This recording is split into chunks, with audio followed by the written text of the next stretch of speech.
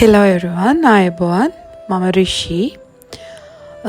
අද මම යන්නේ ලංකාවේ තියෙන ලස්සන විහාරයක් බලන්න. ඔයාලා ගොඩක් අය මේක දන්නවත් ඇති. ඇත්තටම මේ තියෙන පොතුවිල්වල මූදු මහා විහාරය. මම ඊට කලිනුත් දෙපාරක් ගිහින් තියෙනවා. මේ මගේ තුන්වෙනි වතාව. කොච්චර බැලුවත් එපා වෙන්නේ නැති තැනක් කිව්වනම් හරියටම හරි. ඇත්තටම මාරම ලස්සන තැනක්. හැබැයි මේ දවස්වල නැගෙනහිර පළාතට පුදුම රස්නයක් තියෙන්නේ.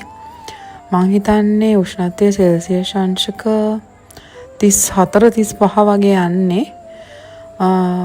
මෙතන ඇත්තටම වැලි සහිත පොළොවක් තියෙන නිසා වැල්ල රත් වුණාම මාරම අමාරුයි.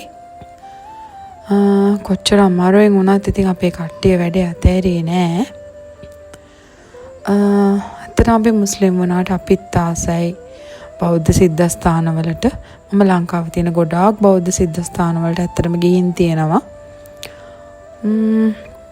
ඔහොම යනකොට අපිට පේනවා මෙතන ඉස්සරහින් තියෙනවා මේ නටබුන් වගේ ටිකක්.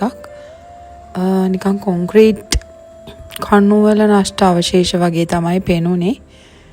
එතන ඇත්තටම මොකද්ද හරියටම තැන කියන්න නම් මම දන්නේ නැහැ. එතන ඇත්තටම බෝඩ් එකක්වත් ගහලා තිබුණේ නැහැ. ඔහොම ඉස්සරහට යනකොට මේ බලන්න ධාතු මන්දිරයක් මෙතන තිබුණා. මේ තියෙන්නේ මම හිතන්නේ පරණ මොකක් හරි රාජධානියක නටබුන් වෙන්න ඕනි. එතන ඇත්තටම බෝඩ් එකක්වත් තිබුණේ නැහැ. අපිට විස්තර පැහැදිලි කරලා දෙන්න කිසිම කෙනෙක් හිටියේ නැහැ. මම හිතනවා එම කවුරු හරි හිටියා නම් හරි බෝඩ් එකක් කරේ තිබුණා නම් ඒක ගොඩක් වටිනවා කියලා.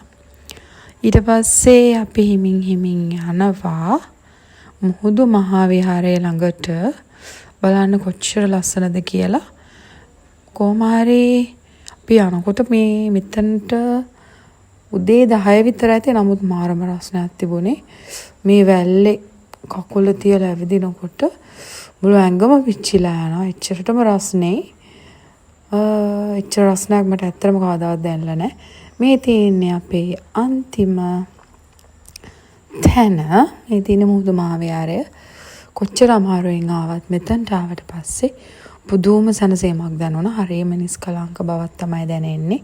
මේ ඉන්නේ අපිත් එක්ක ආපු අපේ නඩය. ඉතින් එතනින් ඉවරයි. අපි ආයෙ දවසක හම්බෙමු.